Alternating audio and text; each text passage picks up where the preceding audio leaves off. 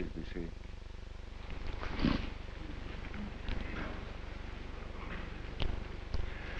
Secretary Resort, General Westmoreland, distinguished members of the Congress, distinguished guests, and members of the families. Our hearts and our hopes are turned to peace as we assemble here in the East Room this morning. All of our efforts are being bent in its pursuit. But in this company, we hear again in our minds the sound of distant battles. This room echoes once more to those words that describe the heights of bravery in war, above and beyond the call of duty. 5 heroic sons of America come to us today from the tortured fields of Vietnam. They come to remind us that so long as that conflict continues, our purpose and our hopes rest on the steadfast bravery of young men in battle. These 5 soldiers, in their separate moments of supreme testing, summoned a degree of courage that stirs wonder and respect, and an overpowering pride in all of us. Through their spectacular courage, they set themselves apart in a very select company. They represent the contribution of more than 500,000 young Americans to a world of order and of peace. Other bitter days and other battles still lie ahead. I cannot emphasize strongly enough that we have not attained peace, only the possibility of peace. We shall need in the days ahead all the courage and all the steadiness and all the wisdom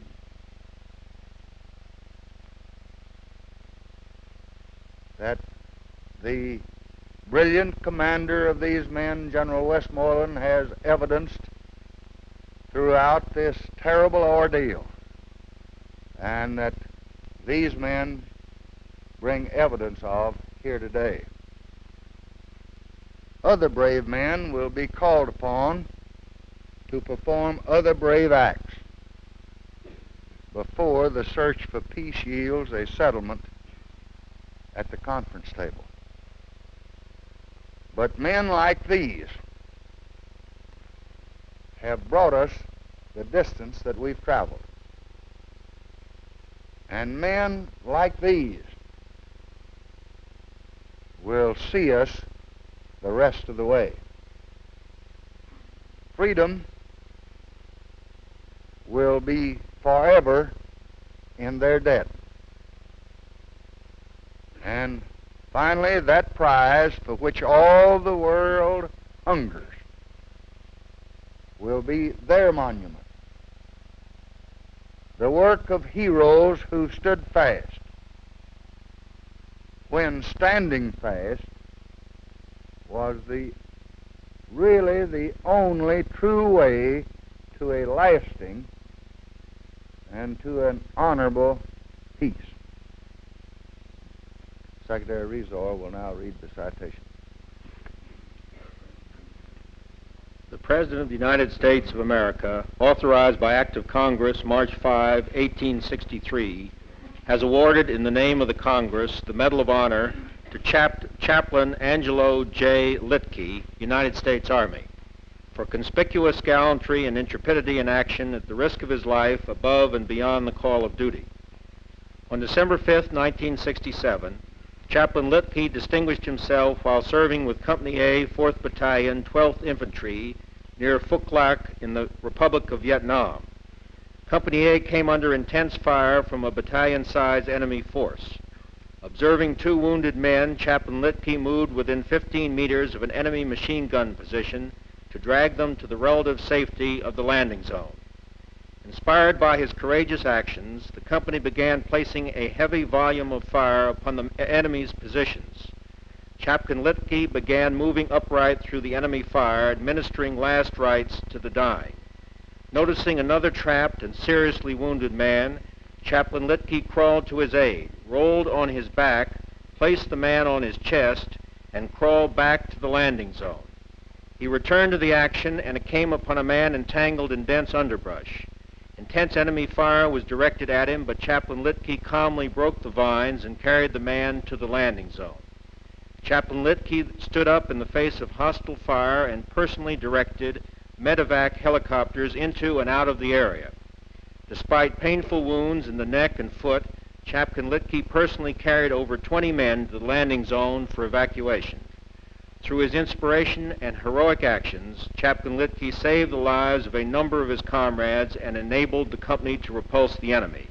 His outstanding heroism and inspiration were in keeping with the highest traditions of the United States Army and reflect great credit upon himself and the armed forces of his country.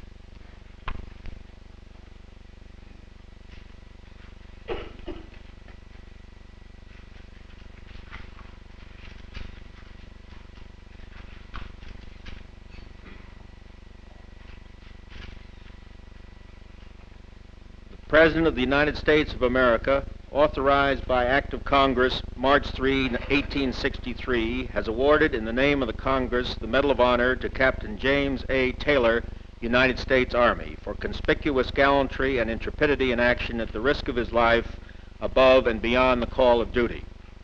Captain Taylor was serving as executive officer of Troop B, 1st Squadron, 1st Cavalry on November 9, 1967 in the Republic of Vietnam. His troop was engaged in an attack on a fortified position when it came under intense enemy fire. One armored vehicle was hit immediately and all 5 crew members were wounded. Aware that the vehicle was in danger of exploding, Captain Taylor moved forward on foot and removed the crewmen to safety. Moments later, the vehicle exploded. As he was returning to his vehicle, a mortar round painfully wounded Captain Taylor, yet he returned to his vehicle to relocate the medical evacuation zone closer to the front lines. As he was moving, he came under machine gun fire from an enemy position 50 yards away. Captain Taylor engaged the position with his own machine gun, killing 3 men. Upon arrival of the new evacuation site, another vehicle was struck.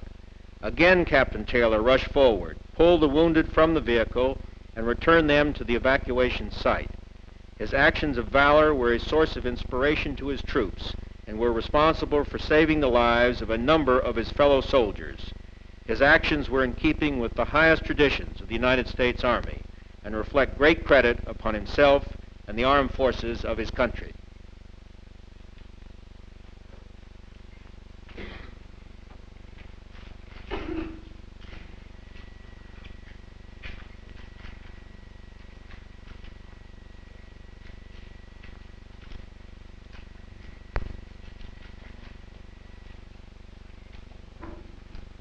The President of the United States of America, authorized by Act of Congress, March 3, 1863, has awarded in the name of the Congress the Medal of Honor to Sergeant Sammy L. Davis, United States Army, for conspicuous gallantry and intrepidity in action at the risk of his life above and beyond the call of duty. Sergeant Sammy L. Davis distinguished himself on November 18, 1967, while serving as a cannoneer with Battery C, 2nd Battalion, 4th Artillery, west of Cai Lay, Republic of Vietnam. At approximately 2 o'clock in the morning, the fire support base came under heavy enemy mortar attack. Simultaneously, an estimated reinforced Viet Cong battalion launched a fierce ground assault. The attacking enemy drove to within 25 meters of the friendly positions. Only a river separated the Viet Cong from them. Detecting a nearby enemy position, Sergeant Davis seized a machine gun and provided covering fire for his gun crew. Despite his efforts, an enemy recoilless rifle round scored a direct hit upon the artillery piece. The blast hurled the crew from their weapon and blew Sergeant Davis into a foxhole. He struggled to his feet and returned to the howitzer, which was burning furiously. Disregarding a withering hail of enemy fire, he aimed and fired the howitzer, which rolled backward, knocking him violently to the ground. Undaunted, he returned to the weapon to fire again, when an enemy mortar round exploded near his position, injuring him painfully. In complete disregard for his own safety, Sergeant Davis loaded and fired 3 more shells into the enemy. Disregarding his extensive injuries and inability to swim, Sergeant Davis picked up an air mattress and struck out across the deep river to rescue 3 wounded comrades on the far side. While the most seriously wounded soldier was helped across the river, Sergeant Davis protected the 2 remaining casualties until he could pull them to safety. His outstanding heroism and leadership were in keeping with the highest tradition of the United States Army and reflect great credit upon himself and the armed forces of his country.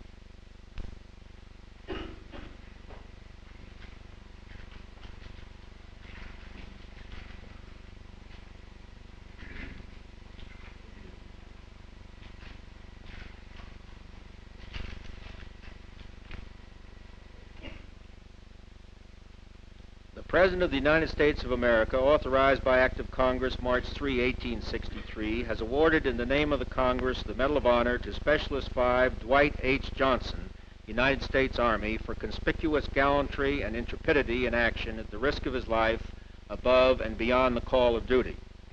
Specialist 5 Dwight H. Johnson distinguished himself on January 15, 1968, near Dak To, Republic of Vietnam. Specialist Johnson, a tank driver with Company B, 1st Battalion, 69th Armor, was a member of a reaction force moving to aid other elements of his platoon, which was in heavy contact with a battalion-sized North Vietnamese force. Specialist Johnson's tank threw a track, and he became immobilized. Realizing that he could do no more as a driver, he climbed out, armed only with a pistol. Despite intense hostile fire, Specialist Johnson killed several enemy soldiers before he had expended his ammunition. Returning to his tank through a heavy volume of fire, he obtained a submachine gun with which to continue his fight against the advancing enemy. Engaged in extremely close combat, when the last of his ammunition was expended, he killed an enemy soldier with the stock end of his submachine gun. Now weaponless, he ignored the enemy fire around him, climbed into his platoon sergeant's tank, extricated a wounded crew member, and carried him to an armored personnel carrier. He then returned to the same tank and assisted in firing the main gun until it jammed. Specialist Johnson again left the tank and, armed only with a pistol, engaged several North Vietnamese troops. Fighting his way through devastating fire and remounting his own immobilized tank, he remained fully exposed to the enemy as he engaged him with the tank's externally mounted machine gun. Specialist Johnson's conspicuous gallantry at the risk of his life is in keeping with the highest traditions of the military service and reflects great credit upon himself and the United States Army.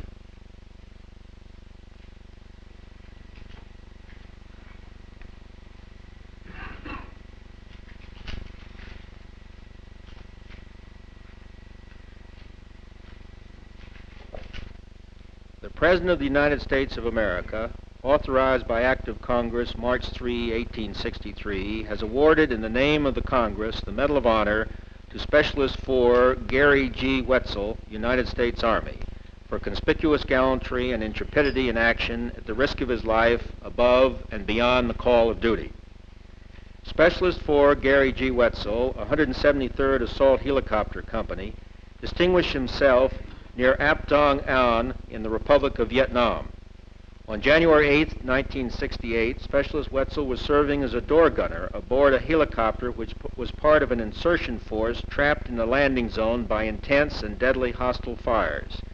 He was going to the aid of his aircraft commander when he was blown into a rice paddy and critically wounded. Although bleeding profusely due to severe wounds, he staggered back to his original position and took the enemy forces under fire. His machine gun was the only weapon placing effective fire on the enemy at that time. Specialist Wetzel remained at his position until he had eliminated the automatic weapons emplacement that had been inflicting heavy casualties on the American troops. Refusing to attend to his own extensive wounds, he attempted to return to the aid of his aircraft commander, but passed out from loss of blood. Regaining consciousness, he persisted in his efforts to drag himself to the aid of his fellow crewmen. Specialist Wetzel displayed extraordinary heroism at the risk of his own life. His gallant actions were in keeping with the highest traditions of the United States Army and reflect great credit upon himself and the armed forces of his country.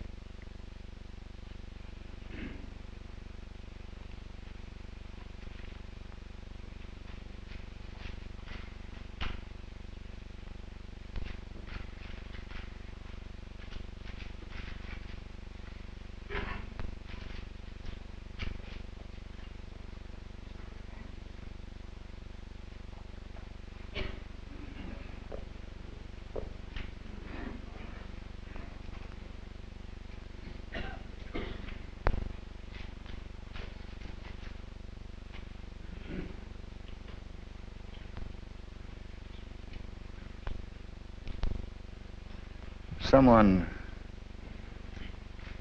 said some time ago, how many of these things has the President awarded? And that caused me to reflect a little bit about these things, these medals of honor. There are some 4.5 million people that make up the defense of this country, military and civilian. And in the history of the Congressional Medal of Honor, there have been something like a little over 3,000 awarded. And this president has awarded, I believe, less than 30.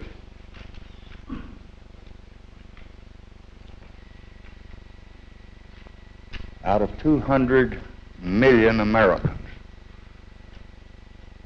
I have awarded only 30 Congressional Medals of Honor. And to these modest men who never thought that they would be here any more than I ever thought I would be where I am, I want to remind you of what another president said upon another occasion, that I'd rather be able to have that blue band around my neck with a Congressional Medal of Honor than to be the President of the United States. That is an honor that is not accorded to the President. Although he occupies the honored position formerly held by Blackjack Pershing and formerly held by George Marshall, General Westmoreland, their brilliant commander, cannot wear that blue ribbon. It goes to a very select and special group of men. And you are a part of that group. So to you and your families, on behalf of all the people of this country and the free world, whose you have sought to protect and whose freedom you have tried to ensure, I say we thank you and we're grateful to you. And we are proud of the honor that the Congress has authorized be conferred upon you. I hope and I believe that your efforts will not be in vain. And as long as Americans love their liberty and revere their freedom, they'll owe a very special debt to you men who wear that blue ribbon. And to your families, we'll have a little reception line, and I hope to be able to thank each of you who've gone through this with them too. Thank you very much.